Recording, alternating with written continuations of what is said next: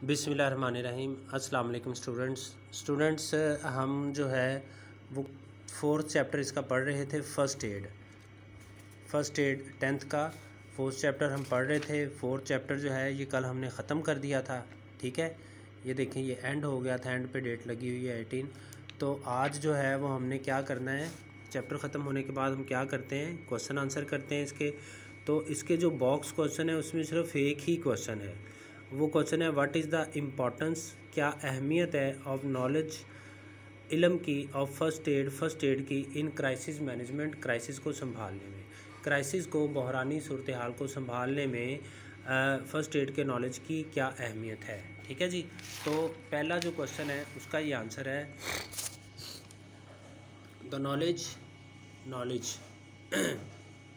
Of first aid का जो knowledge है इज़ मोस्ट क्रिटिकल, वो इंतहाई अहम है, एंड लाइफ सेविंग, और ज़िंदगी बचाने वाला, फॉर द विक्टम्स के लिए। विक्टम्स कौन होते हैं आपको पता है, जो शिकार होते हैं किसी हादसे का, या जो लोग बीमार होते हैं, शदीद बीमार हो जाते हैं अचानक, उनको विक्टम कहा जाता है। तो फर्स्ट एड का जो नॉलेज है ये विक्टम की लाइफ बचाने के लिए इंतहाई अहम होता है। ठीक है जी। ये एक ही क्वेश्चन था जो बॉक्स के अंदर था। इसके बाद इसकी जो बाकी क्वेश्चन है वो एक्सरसाइज के क्वेश्चन है, वो पढ़ते हैं। ये आगे इसके एक्सरसाइज के क्वेश्चन। तो पहला क्वेश्चन है you should not keep checking, आपको चेक नहीं करते रहना चाहिए, if the bleeding has stopped, कि क्या खून बहना रुक गया है, वाई, क्यों, यानी आपको ये क्यों नहीं चेक करते रहना चाहिए कि क्या खून बहना रुक गया है। तो ये मैंने इसका आंसर लिखा है, ये फर्स्ट क्वेश्चन इसका आंसर है फर्स्ट क्वेश्चन का।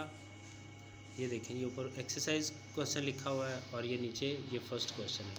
फ्रीक्वेंट चेकिंग, मुसलसल चेक करना में डैमेज कर सकता है, और डिसलॉज, या अपनी जगह से हटा सकता है, द क्लॉट, खून के लोथड़े को, दैट इज़ फॉर्मिंग, जो वहाँ पर बन रहा है। ठीक है, ये चैप्टर के अंदर आपने पढ़ा हुआ है, मुश्किल नहीं होगा आपके लिए।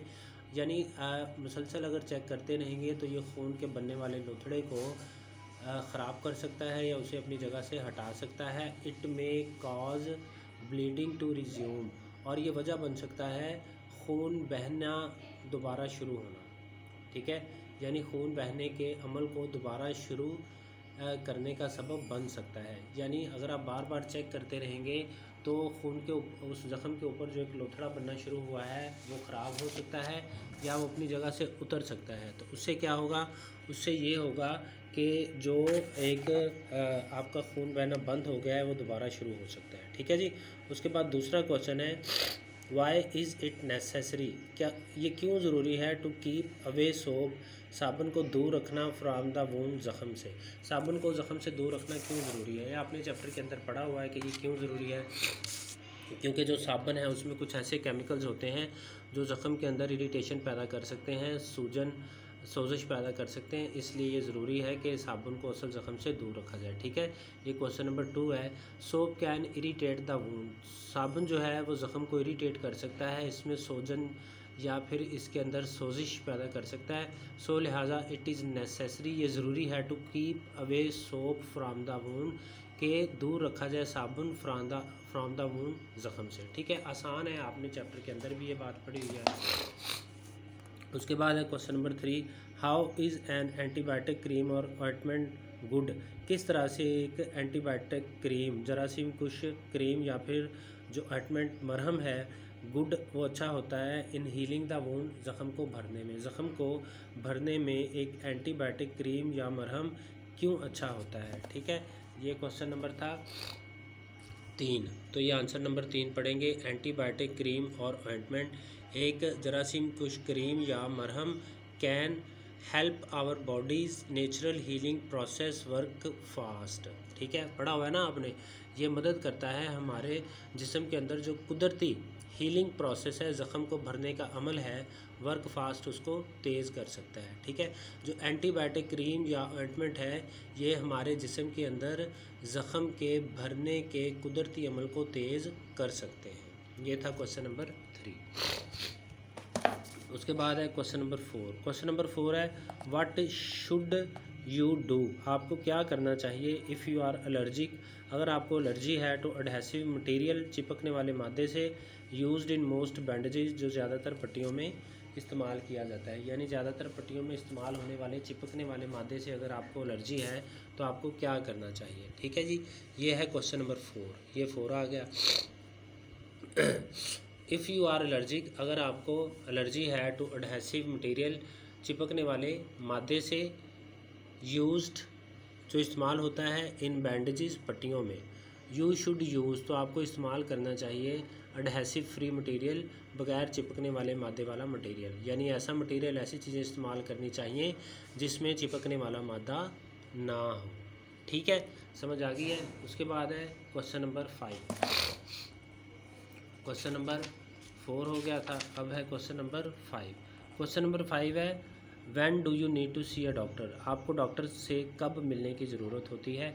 तो आप तकरीबन आपने चैप्टर में नोट किया होगा, हर पैराग्राफ में वो एंड पे कहता है कि अगर फिर भी ये तकलीफ़ आपको बरकरार रहे तो डॉक्टर से रजू करें। यानी फ़र्स्ट एड का मेथड बताता है, टेक्निक बताता है, और फिर वो कहता है कि अगर इसको अप्लाई करने के बाद भी आपका मसला वैसा ही रहे तो फिर आप क्या करें, डॉक्टर से रजू करें।